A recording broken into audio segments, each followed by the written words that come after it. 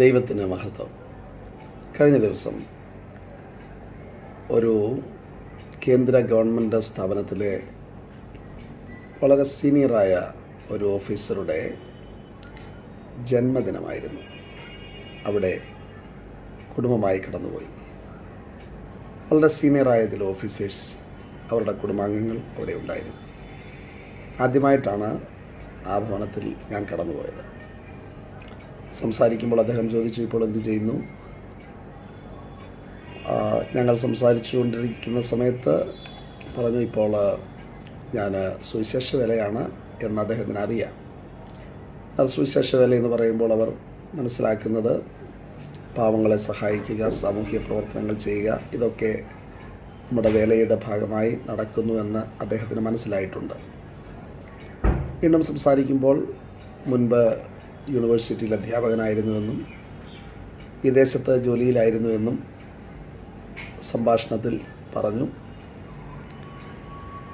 ഒരാഴ്ചത്തേക്ക് ഇവിടേക്ക് കടന്നു വന്നപ്പോൾ ഇവിടെ നിന്നതാണ് എന്നും പറഞ്ഞു. ഉടനെ തന്നെ അദ്ദേഹത്തിൻ്റെ മറുപടി ഇതായിരുന്നു, आप लोग तो महान काम करते हैं, हम तो पैसा के लिए काम करते हैं, आप लोग तो परमेश्वर का काम करते हैं. ആദ്യമായിട്ടാണ് ഞങ്ങൾ തമ്മിൽ സംസാരിക്കുന്നത്. എന്തൊക്കെയോ അദ്ദേഹത്തിന് എന്നെപ്പറ്റി അറിയാമായിരിക്കും. അദ്ദേഹം ഈ പറഞ്ഞ കാര്യം ഞാൻ ചിന്തിച്ചു. താൻ ഒരു ക്രിസ്തു വിശ്വാസിയല്ല. താൻ വിശ്വസിക്കുന്ന മതത്തിൽ വളരെ തീഷ്ണതയോടെ അത് ആചരിക്കുന്ന വ്യക്തി എന്ന് മാത്രമല്ല, അദ്ദേഹം ആ നിയമങ്ങളുടെ ഒരു ഗുരുവും കൂടിയാണ്. ഞങ്ങൾക്ക് അദ്ദേഹം നല്ല ഭക്ഷണം ഒരുക്കി. എന്നാൽ അതിൽ നോൺ വെജിറ്റേറിയൻ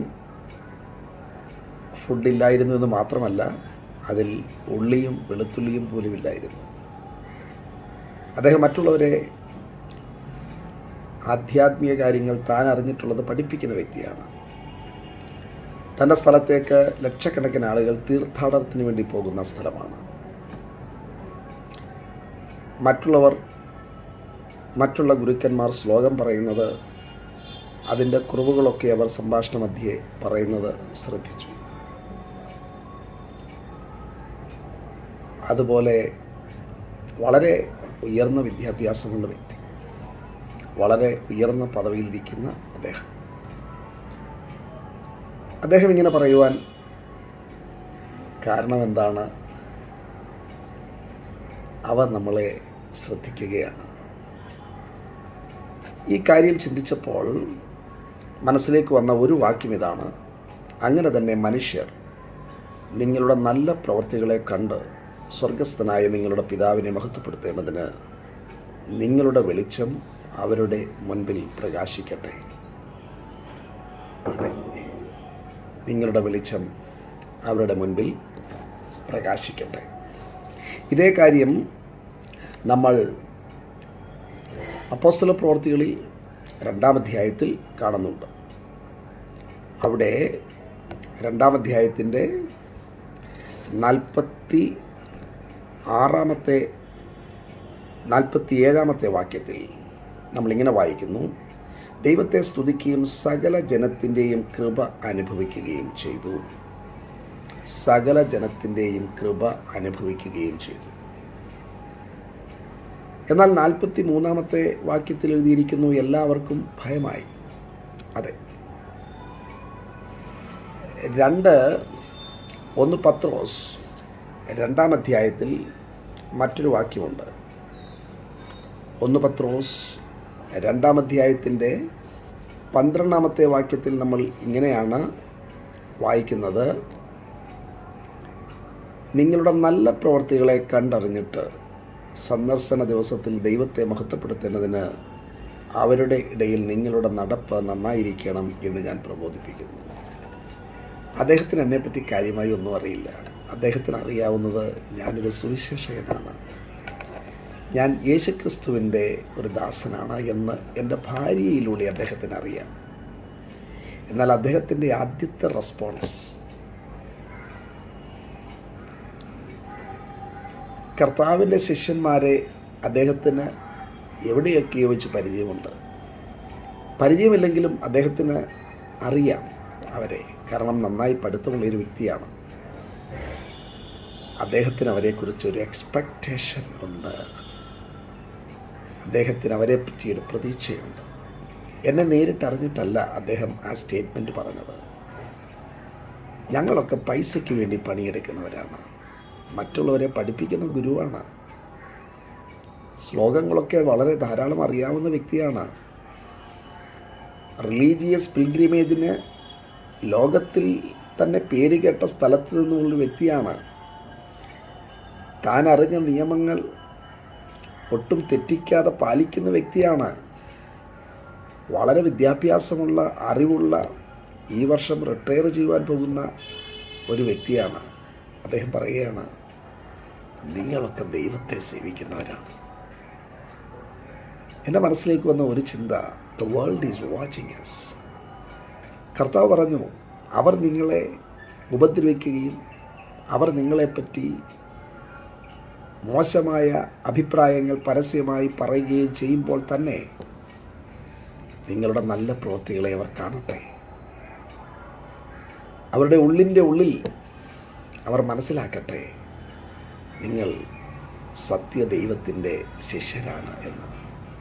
അതെ, വലിയൊരു സാധ്യതയാണ്. മറ്റാരും നമ്മളെ ശ്രദ്ധിക്കുന്നില്ല എന്നും നമ്മൾ സാധാരണക്കാരാണ് എന്നും നമ്മളുടെ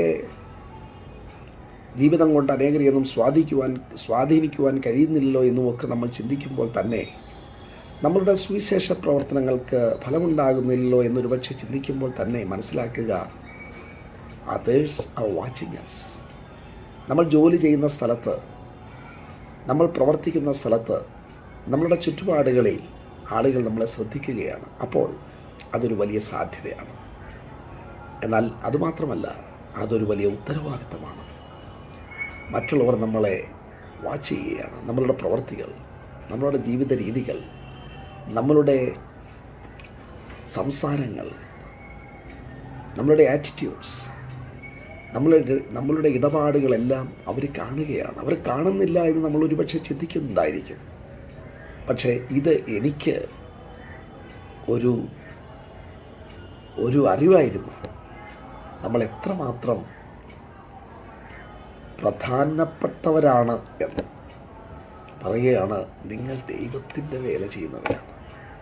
പറയുവാനുള്ള ഒരു കാരണം, വിദേശത്തെ ജോലിയും യൂണിവേഴ്സിറ്റിയിലെ അധ്യാപനവും ഒക്കെ വിട്ടു വന്നു എന്ന് മനസ്സിലാക്കിയതാണ് ഒരു കാരണം. എന്നാൽ മറ്റൊന്നും അറിഞ്ഞിട്ടില്ല അദ്ദേഹം. നമ്മൾ ദൈവത്തിൻ്റെ വേലക്കാരാണ്. നമ്മളെ ലോകം നോക്കിക്കൊണ്ടിരിക്കുകയാണ്. നമ്മളെ ദൈവം അയച്ചതാണ്. നമ്മളുടെ പശ്ചാത്തലം എന്തായിരുന്നാലും ലോകത്തിലെ ഏറ്റവും വലിയ ഉത്തരവാദിത്വം ദൈവം നമ്മളെ ഏൽപ്പിച്ചിരിക്കുകയാണ്. വേദപുസ്തകം പറയുന്നു, we are ambassadors of Christ.